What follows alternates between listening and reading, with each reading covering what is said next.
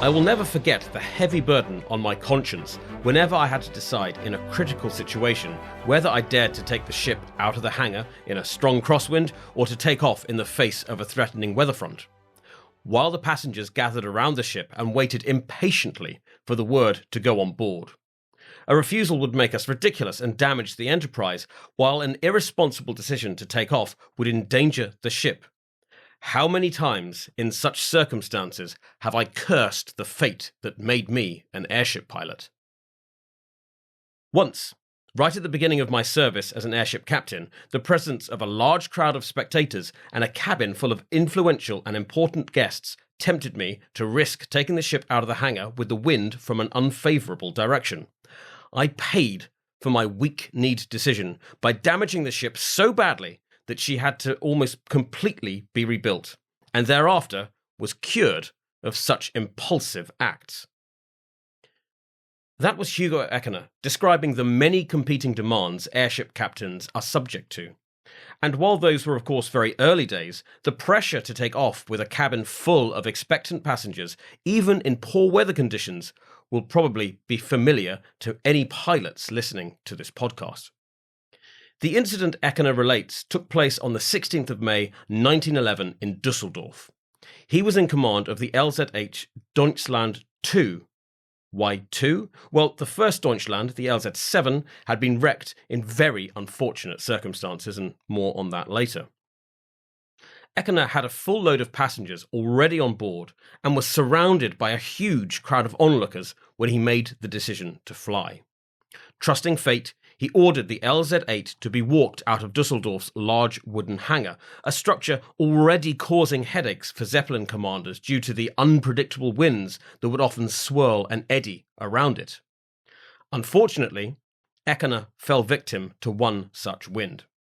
As the LZ-8 emerged from behind the giant wooden windbreak, it was suddenly hit side-on by a great gust that pulled the airship out of the grip of its ground crew, picked it up like a child's toy, and slammed it down on top of the windbreak, impaling it amidships as the bow twisted around sickeningly, coming to rest on the roof of the hangar.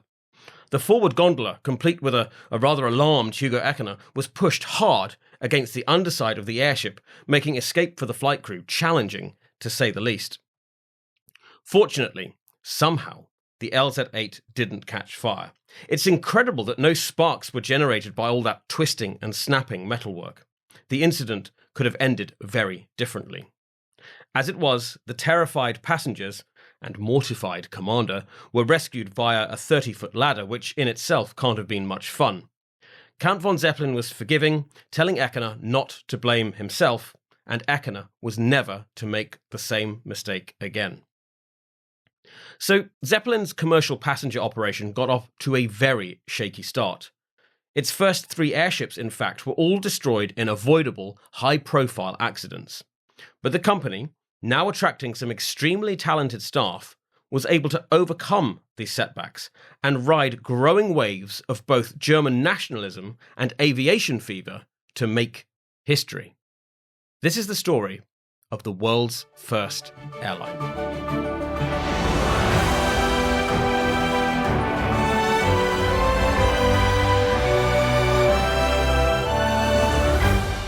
Welcome to episode 9 of Upship, the Airship History podcast. I'm Nick Rogers, your captain on this long-haul flight through the fascinating history of airships. Before we get into today's podcast, if you're tuning in for the first time, and of course, welcome, then please remember to go back and listen to the airship story from the very beginning. I've also recorded several bonus episodes looking at modern airship developments, as well as airships in popular culture. But now, on with today's story. We left Count von Zeppelin and his colleagues on a high note at the end of 1908. After the fiery destruction of the LZ-4, the so-called miracle at Echterdingen happened, where thousands of ordinary, patriotic Germans, moved by the Count's efforts and by the wreck of his only airship, dipped into their pockets to provide him with the funds to continue this great German technological experiment. But after the party comes the hangover. Once the dust had settled, it was clear that the Zeppelin as a machine still had a way to go before it would be reliable enough for the military. LZ-4, remember, had been attempting a 24-hour endurance flight, and it had failed in that task. And at the time, the German armed forces were split between those advocating for Count von Zeppelin's aircraft and those lobbying for smaller, cheaper, non-rigid airships, which is something that we'll explore in the next episode. Nevertheless, amid the euphoria of the miracle at Eckener, the army had agreed to buy the LZ-3, which they took delivery of in February 1909, and the LZ-5, which was completed in May 1909. But they still insisted on a successful 24-hour endurance flight before they would accept the new airship. LZ-5 was essentially the same design as the LZ-4, 135 metres long, 12 metres in diameter, and powered by two 105 horsepower Daimler engines. The engines and the airship's gondolas were actually salvaged from the wreck of the LZ-4. One innovation was that LZ-5's large gas bags inside the outer covering were made with gold beater skins rather than the rubberized cotton of previous ships. And as we shall see, rubberized cotton can present a fire hazard in certain circumstances. Gold beater's skins, and this is a bit gross, are the specially treated outer membranes of cow intestines. They are light, strong, and impermeable to hydrogen, so they make ideal gas bags, but they were needed in vast quantities for airships. The USS Shenandoah, a post-war American airship, needed 750,000 skins obtained as a byproduct of the meat industry. So now you know. Early airships were sadly not vegetarian. After some promising test flights, the Count, who was eager to pack his airship off to the military in the hope of prying open their checkbook for further orders, decided to have a crack at the endurance flight.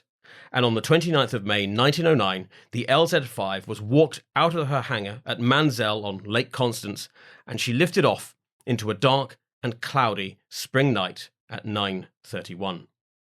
On board was the Count himself, Chief Engineer Dr. Ludwig Durr, our old friend George Hacker, and 4 other crew members, none of them knowing that they were heading into a flight that would be both controversial and eventful.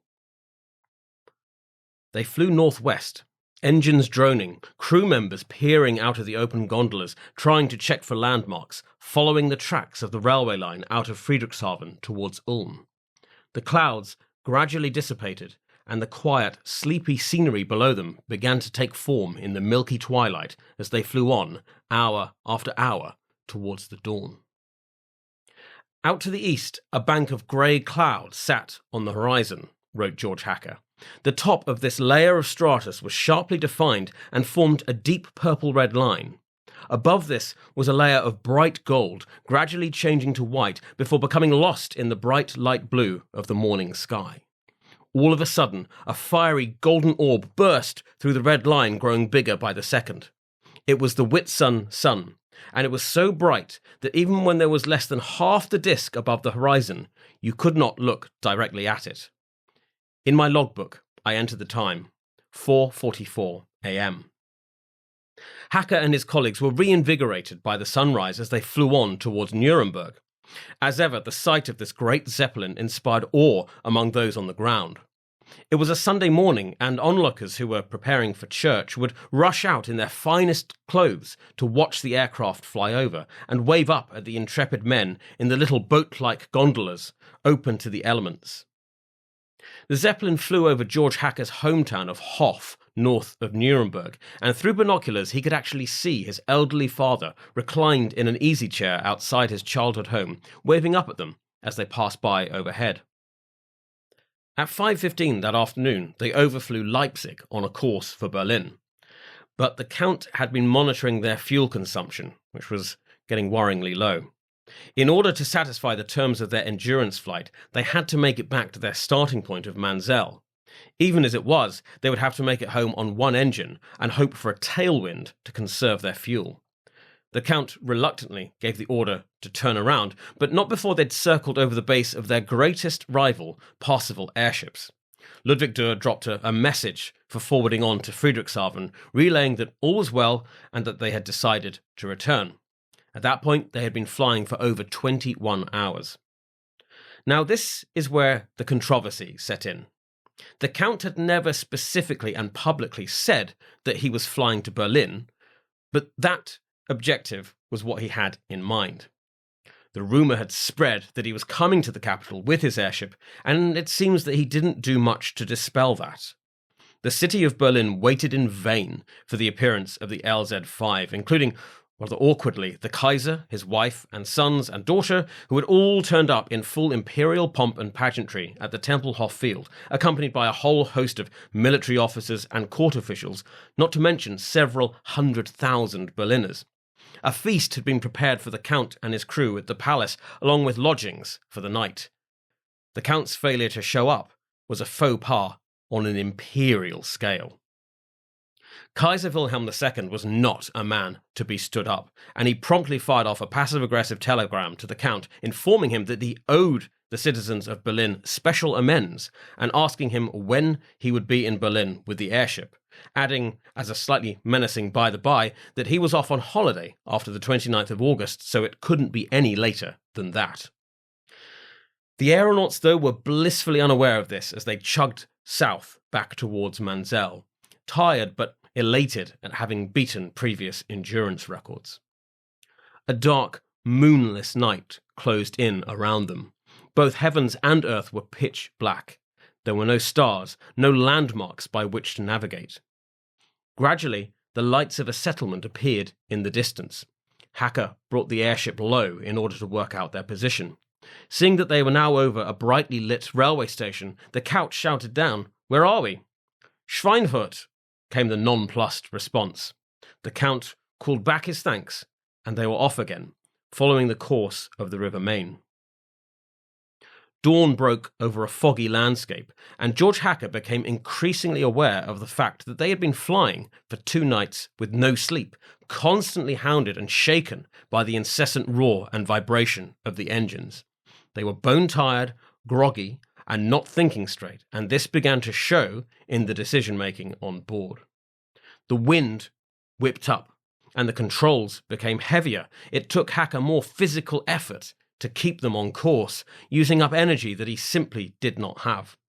The Count got stuck in, and he helped Hacker with the rudder wheel, his face becoming red with exertion. Finally, Count von Zeppelin made a decision. They would land. His crew were in no fit state to continue, and they needed some rest. So, spotting a large, open field near the town of Göppingen, they came in for a landing, with Dr. Ludwig Dürr on the elevator controlling the airship's altitude. As they approached, Hacker became worried that they were too low, and he signalled for Dürr to put his nose up, but the utterly exhausted Dürr did not respond.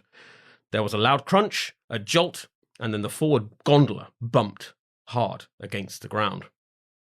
By pure bad luck, they had struck a pear tree, the only tall object in an otherwise completely flat area. It was just before midday on the 29th of May, and they had flown for 37 hours and 39 minutes. Poor, knackered Ludwig Dürr was mortified as the crew surveyed the extensive damage to the LZ-5's bow. In a daze, Dürr wandered off and somehow found himself on a train to Ulm, where he bought a chocolate bar at the railway station, turned around and headed straight back. Later on, even he couldn't say why he had done that, which shows just how out of it he was. The Count took him aside for a private chat to reassure him that there were no hard feelings. The Count called for assistance from Friedrichshafen, and a group of engineers came up by train, accompanied by Hugo Eckener and Alfred Kolsman. Over the next 14 hours, they made a temporary repair to the ship's bow, and the LZ-5 took off again on the afternoon of the 1st of June. Because of the repairs, the ship was 32 metres shorter, and consequently had less lift, so the Count was left behind to save weight. The reduced crew flew through the night and touched down on the water outside the floating hangar at Manzel at 6:02 on the morning of the 2nd of June. They had flown for over 50 hours in total and demonstrated that even when damaged, a Zeppelin could hold its own. They had good reason to celebrate their achievement. A few weeks later, the repaired LZ-5 was handed over to the army and designated the Z-2. She would have a rather short military career, being wrecked on the ground in a squall the following year.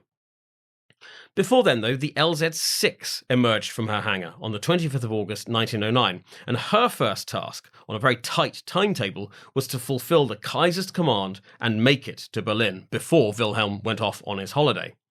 That meant leaving with no flight trials and also without the Count, who had recently undergone surgery and was not fit to fly, so he would meet the airship en route. The flight itself was not without peril. A propeller actually dropped off during the flight, and the airship had to land at the Parsifal base in Bitterfield to make repairs. When informed of this, the famously sympathetic Kaiser said that even if the ship had only one propeller left, it would come to Berlin. The Count joined up with the airship at Bitterfield, and on 29th of August, the day before the Kaiser's all-important holiday, a Zeppelin flew over Berlin for the first time to a tumultuous reception. They cruised over the city, showing off their achievement, before joining the Kaiser for celebrations at the Imperial Palace. The LZ-6 landed back at Manzel late on the night of 2nd of September, delayed due to yet another propeller falling off, a subsequent forced landing, and extensive emergency repairs being required. A fundamental, you might say almost existential problem remained. The German War Ministry was still not convinced by the Zeppelin concept. Despite the LZ-5's endurance flight, despite the LZ-6's victory lap over Berlin, despite an at-last satisfied Kaiser sunning himself on his holiday, and despite the huge public enthusiasm for the Count and his work, the cooler heads at the War Ministry saw only poor performance, emergency landings, falling propellers, and troublesome pear trees. They would not buy the LZ-6. Furthermore, they had not yet decided whether they should back non-rigid or semi-rigid airships over the Count's rigid designs. The Count had always had a rocky relationship with the War Ministry since they kicked him out of the army almost 20 years earlier. But now, the Zeppelin enterprise once again reached a crisis point. Without orders from the military, how could the business be sustained, even with the great national support that the Zeppelin now enjoyed? The solution was bold, exciting, and would not only secure the future of the Zeppelin Company, but would also change the history of aviation. After the break, we'll look at the establishment of the world's first airline.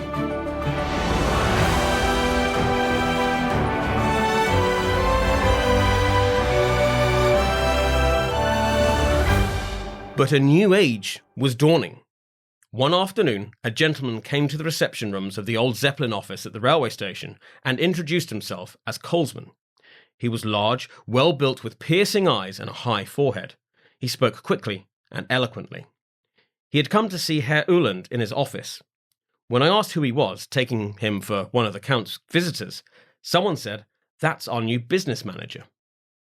So this was George Hacker describing the arrival of Alfred Colesman at Luftschiffbau Zeppelin to take on the role of managing director in 1908.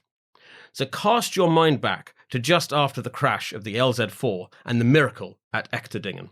Millions of marks were suddenly at the Count's disposal, and he used them to set up a structure of businesses to build his Zeppelins, the main one being Luftschiffbau Zeppelin, or Zeppelin Airship Works in English, which would actually construct the airships. To run this major new enterprise, Count von Zeppelin turned to an acquaintance of his from outside the small band of pioneers who had developed his airships so far. Alfred Colesman was the son-in-law of Carl Berg, the aluminium manufacturer who had supported the Count's early work and provided the raw materials from which the Zeppelin were built. Colesman was a businessman. After meeting and marrying Helene, Carl Berg's daughter, he entered his father-in-law's business, and the newlyweds travelled down to Friedrichshafen on honeymoon, where they met the Count. And this was the first of several meetings, during which the Count's enthusiasm, which was always infectious, and his vision for the future of his airships caught Colesman's imagination. Now, after Echterdingen, von Zeppelin, the army officer and pioneer, needed a steady and experienced hand to run what had overnight become a major business endeavour, and he turned to Colesman. For George Hacker and his colleagues, who had been there from the very earliest days, life changed dramatically. Before the establishment of Luftschiffbau Zeppelin, they hadn't even had work contracts. They worked for the Count directly and enjoyed a close relationship with the man himself. Now, by necessity, Coleman professionalised the business. Hacker was given a written contract and a meagre pay rise that he found insulting, although this feeling was offset slightly by the creation of a welfare fund for Zeppelin employees, which was a move very much in keeping with the emerging social democracy of Germany in the early 1900s. One of Colsman's first acts was to establish a proper operations and manufacturing base for the Zeppelin Company on the north side of Friedrichshafen, where a large double hangar was constructed. At the dedication for the new hangar, the Count gave a speech to his staff in which he said, "I should like to thank each and every one of you for your perseverance come rain, shine and storm, without which it would have been impossible to build this nest. From here, God willing, many great birds will set out into the wide world, and whenever you see one of these creatures above you, I hope you will get a sense of satisfaction from the knowledge that you contributed to building its nest." A triumvirate had emerged at the top of the Zeppelin hierarchy, with Count von Zeppelin, Alfred Colsman, and publicist Hugo Eckener calling the shots. All three men were strong leaders, and there were frequent clashes, especially between the Count and Colsman, with Eckener often acting as the mediator. The Count was first and foremost an old-school German aristocrat and military officer, dedicated to serving his country and seeking to give its armed forces the edge over rival nations. Colsman was business-minded and entrepreneurial.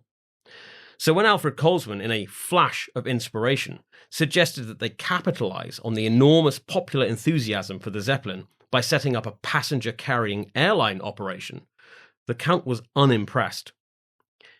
In the use of his airships to earn money, Colsman later wrote, he saw his ideas being profaned. Thus the enterprise remained for him, the feudal aristocrat and former military man, a tradesman's undertaking, and he was accustomed to keeping its board of directors at a distance. The goal of the airline would be more than just making money, though. It would be to demonstrate to the world the capabilities of the Zeppelin airship in practical operation. The airline, and forgive my pronunciation, the Deutsche Luftfahrtsaktiengesellschaft, German airship transport company known as DELAG, was founded in November 1909.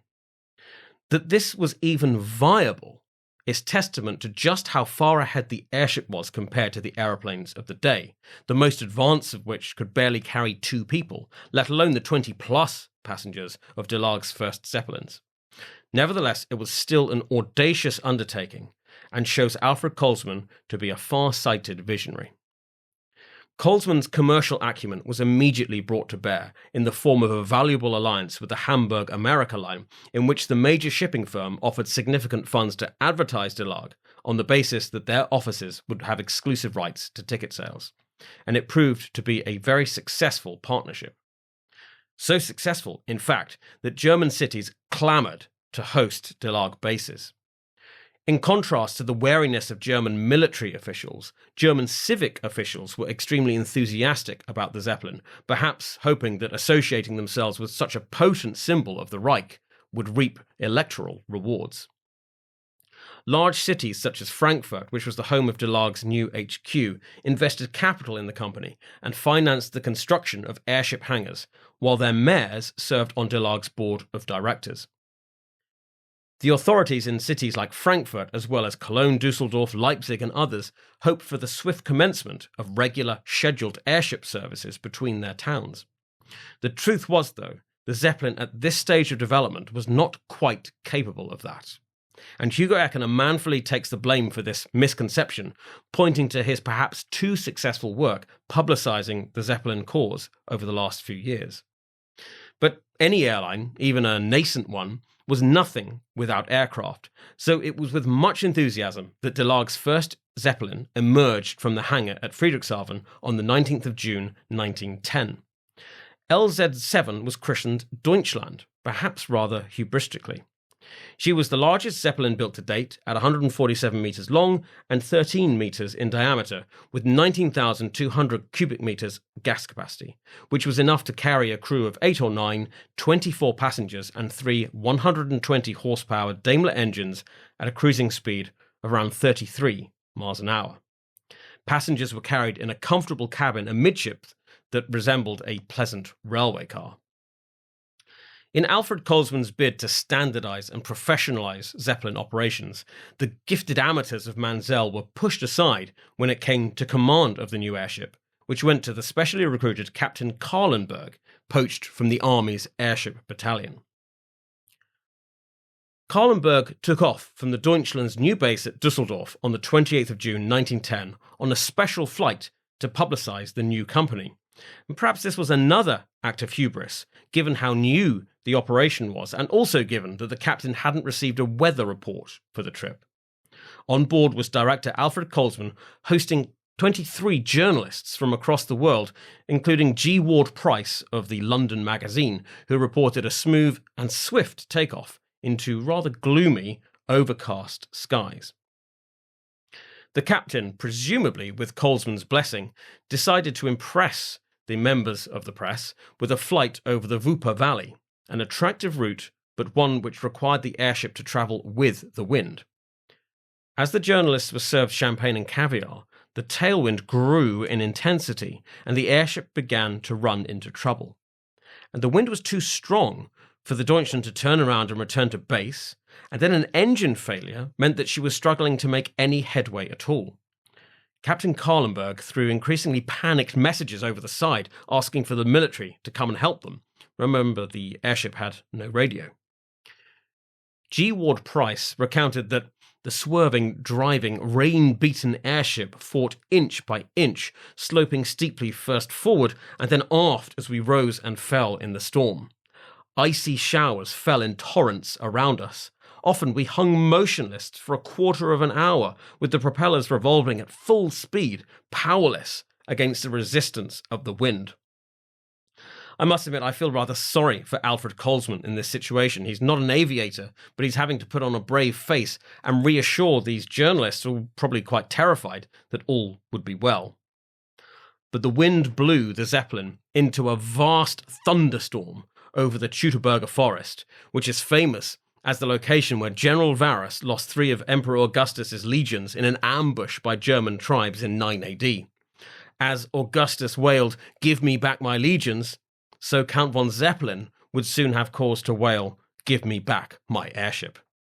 The Zeppelin, by now quite obviously doomed, was thrown by the wind into the dank storm clouds, shooting up to over 3,500 feet and causing gas to escape through the vents.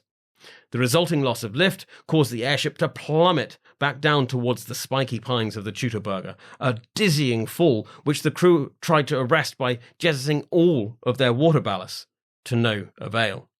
In desperation, they got some of the passengers to run along the keel towards the stern in an attempt to get the nose to rise. But it was futile. At speed, the airship dropped like a stone into the forest. G. Ward Price recounts the moment of impact. There was a rending, tearing sound. The airship shivered and struggled as if to rise.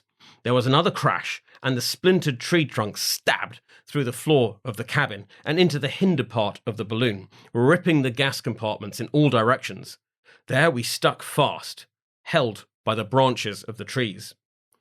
Had we with the same force struck the open ground, scarcely anyone in the airship could have escaped serious injury. The poor passengers were assisted from the wreck. Amazingly, there were no serious injuries, with the worst injury being sustained by a member of the crew who broke his leg when he jumped from the falling Zeppelin. Perhaps the most unfortunate victim was Captain Kahlenberg himself, who found that his services were no longer required by the Zeppelin Company. DELAG was now an airline with no aircraft, so a passenger cabin was hurriedly added to the lengthened LZ-6, which began operating excursion flights from Baden-Oos. Her commander was none other than Hugo Eckener, who had been prevailed upon by Kolsman to take over from the unlucky Kahlenberg as DELAG's flight director. But, yet again, bad luck dogged the airline's early days. On the 14th of September, after less than a month of passenger operations, the LZ-6 burned while undergoing maintenance in her shed. Mechanics were cleaning the gondolas using petrol, which was then ignited by a spark from the running engines. Another mechanic tried to douse the flames using a can of petrol, which he thought was water. But there was an act which Eckener described as gross negligence. The airship's hydrogen ignited, and she was a total loss, fortunately with no casualties. DELAG used the insurance money from the LZ-6 to build the LZ-8 Deutschland II, constructed over the winter of 1910, which was presented for passenger operations amidst a blitz of publicity at Dusseldorf on the 11th of April 1911. But less than a month afterwards, she was wrecked under Hugo Eckener's command in the accident that I described at the beginning of the episode. After this string of catastrophes, DELAG was at a crossroads. The airline's misery was heightened by industrial unrest within the Zeppelin Company itself, which felt forced to decrease wages after the financial impact of all these accidents began to hit home, which led workers to walk out on strike in March 1911. Eckener reports that DELAG's board, even though they never expected the journey to be smooth, hesitated to commit funds for a new airship. Only loyalty to the Count, Eckener contends, ultimately swayed them. And, fortunately, they finally secured a lucky airship. LZ-10, christened the Schwaben, was 140 metres long, 14 metres in diameter, with 17,782 cubic metres of gas capacity. With three 145 horsepower Maybach engines, she was the fastest Zeppelin yet built.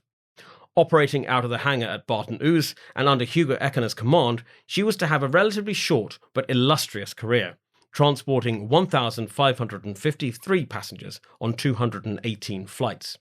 She flew the Crown Prince and his family, and on the 3rd of August 1911 transported a 15-week-old baby who became the youngest person to fly. Eckener attributes Schwaben's success in part to the location of the Barton-Oos hangar, which was set in a sheltered valley, as well as to the rather lovely, forgiving summer weather encountered in 1911. Over the course of the season, the Schwaben flew local excursion flights as well as longer-distance jaunts up to Frankfurt, Hamburg, and Berlin. Schwaben can be characterized as the first successful commercial aircraft. She also achieved another first, the world's first air steward. This was Heinrich Kubis, who joined the Schwaben in 1912 and served on all of the Zeppelin Company's passenger airships, right up to and including the Hindenburg's disastrous last flight, which he fortunately survived. DELAG's publicity sought to dispel any fears around Zeppelin travel, and they presented a flight on an airship like the Schwaben as being akin to a ride on a luxurious train, describing the cabin of one of their airships in opulent terms. All metal parts of the cabin frame are covered on the inside with mahogany, while the ceiling and walls consist of mahogany plywood. Rich mother-of-pearl inlays on the ceiling beams and pillars cause the cabin to appear as an extraordinarily comfortable and elegant room. The floor, which is constructed with absolute safety of 5-layered plywood, is covered with carpet. Large sliding windows permit an unhindered view in all directions. The light wickerwork furniture provides comfortable seats. My favourite in that quote is the insistence that the floor is absolutely safe, i.e., please don't worry that you'll fall through and plunge to your death. Very reassuring. But it wasn't just the comfort of the interiors that Zeppelin wanted to emphasise, but also the sensation of flight itself, which they billed as a safe and tranquil experience. Flying was entirely novel for the overwhelming majority of people, so they had no idea what to expect, and many were probably quite alarmed at the very idea. DELAG's publicity materials sought to allay those fears, saying that most people will believe that it takes great courage to entrust themselves to the gondola of an airship and to undertake a journey through the limitless realm of air. They seem to imagine that it is a feat comparable to that of a tightrope walker or a roofer accustomed to working imperturbably on the highest point of a church weather vane. But whoever has sat in the cabin of a Zeppelin airship will abandon such fantastic ideas. Flight attendant Heinrich Kubis took good care of his passengers, serving them champagnes, wines, caviar, cold cuts, pâté, and other delicacies. A contemporary photograph of a DELAG Zeppelin passenger cabin shows well-heeled Germans seated next to large picture windows, an array of champagne bottles, wine glasses, and hors d'oeuvre plates on the tables in front of them. Passengers could write specially marked postcards for friends and family on the ground, and these would be put in bags and dropped from the Zeppelins at key locations for onward delivery. It was a luxurious experience, and at 600 marks per person for the longer flights, not a cheap one. But a great many were willing to pay for such a flight, and even more, those who couldn't afford a ticket would turn out to watch the ships take off and land, or follow their progress from the ground. DELAG Zeppelins generated huge excitement as patriotic symbols of German technology, modernity, and power, often represented by the image of the Count himself, which was replicated on all kinds of household and decorative objects, and the name Zeppelin became synonymous with the very concept of the rigid airship. At the outset of the 1912 season, Schraben was joined by another ship, the LZ-11 Victoria Louise, which was named for Kaiser Wilhelm's daughter, and a little larger and more powerful than the Schraben. The two ships met up in the skies over Heidelberg on the 4th of April, and as far as I can tell, this was the first time that two Zeppelins had ever flown in concert. Sadly, another accidental fire claimed the Schraben. On the 28th of June 1912, she burned outside the hangar in Düsseldorf after an electric charge caused her hydrogen to catch fire. The charge was generated by friction between the rubberized cotton gas cell material and the metal framework. As we've seen, goldbeater skins did not suffer from this problem when they were used in gas cells, but their supply was effectively monopolized by the United Kingdom. So after this accident, the Zeppelin Company set up yet another subsidiary, this one dedicated to the construction of gas cells using their own supply of goldbeater skins. Now, I have a connection to the Schwaben. In my collection of airship bits and pieces, I have a drinking vessel made out of duralumin constructed from the ship's wreckage, or supposedly anyway. A sister ship to the Victoria Louise was already under construction, and on the 30th of July, the Hansa was launched, based largely out of Potsdam and Hamburg. And it was from Hamburg that she made the first ever international Zeppelin flight. Under the command of Count von Zeppelin himself, the Hansa took off at 3:55 a.m. and cruised up north for a short landing at Copenhagen, then flew over Malmö in Sweden before heading back to base. It was a lovely jolly for the passengers who wrote and sent postcards to their friends from Copenhagen, but it was also a demonstration of the endurance and range of rigid airships, and, in the increasingly febrile times, a demonstration of the Zeppelin's potential power as a weapon of war. Indeed, the German armed forces had finally realized this, in large part due to the performance of DELAG and its airships, as well as Count von Zeppelin's incessant lobbying of the German military authorities. The army and navy began to place orders for Zeppelins. Perhaps even more importantly, the Zeppelin Company began using DELAG's airships to train German military personnel who, once they passed out, would then operate the airships. Eckener called DELAG the University of Airship Flight. In the early days of DELAG, Eckener had identified 3 problems to be overcome before airship operations could be regular, safe, and commercially successful. The first was the dangers and difficulties of handling airships on the ground, taking them in and out of their hangars in crosswinds and so on. The second was the training of pilots to fly the airships safely and efficiently. Finally, the need for a reliable weather service to provide accurate forecasts for airship commanders. Through experienced trial and error and thorough training, DELAG had solved all 3 of these problems, as well as developing more powerful engines to give their Zeppelins added range and speed. The DELAG duo became a trio on the 3rd of May 1913 when the Victoria Louise and the Hansa were joined by the LZ-17 Sachsen, based in the new hangar at Leipzig. She was a successful addition to the DELAG team, making over 400 flights and carrying nearly 10,000 passengers over her commercial career. Through the summer of 1913 and into the summer of 1914, the 3 Zeppelins plied their trade over the picturesque German countryside, operating in a network of hangars and bases that had expanded to cover many major German cities. Friedrichshafen, of course, plus Frankfurt, Düsseldorf, Baden-Uyss, Hamburg, Potsdam, Leipzig, Gotha, Dresden. It was now a major operation.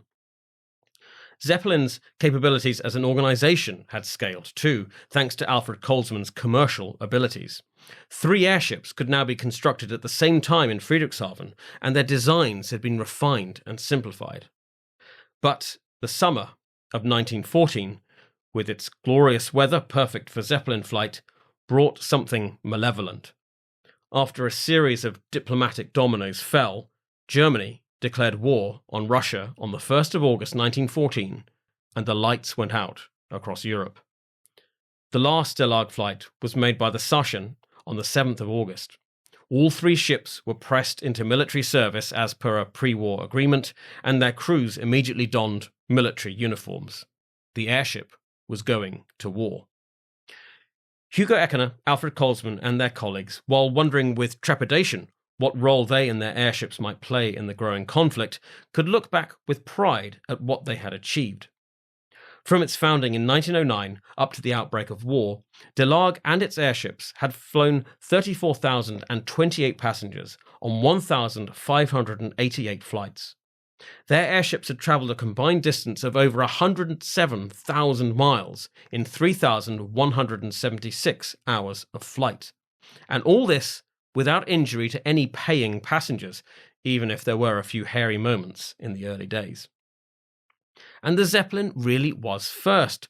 DELAG was founded in 1909, whereas the first heavier-than-air airline commenced operations on New Year's Day, 1914, in St. Petersburg, Florida. Even though the war brought a halt to DELAG's passenger service and placed the company on ice, it was by no means the end of the road.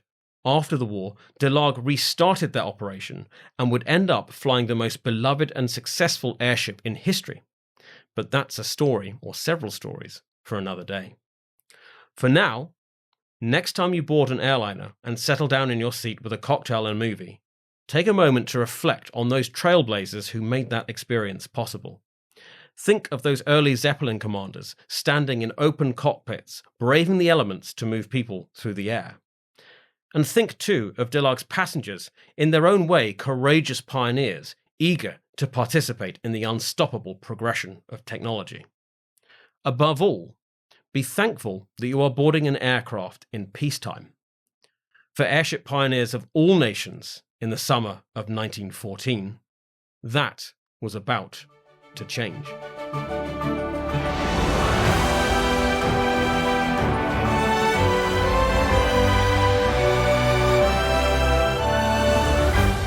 I hope you enjoyed this look at DELAG, the world's first airline. I've listed my sources in the show notes, and there are some really good books out there if you're interested in exploring this history in more detail. But I wanted to give a special shout out to the brilliant airship historian Alastair Reid.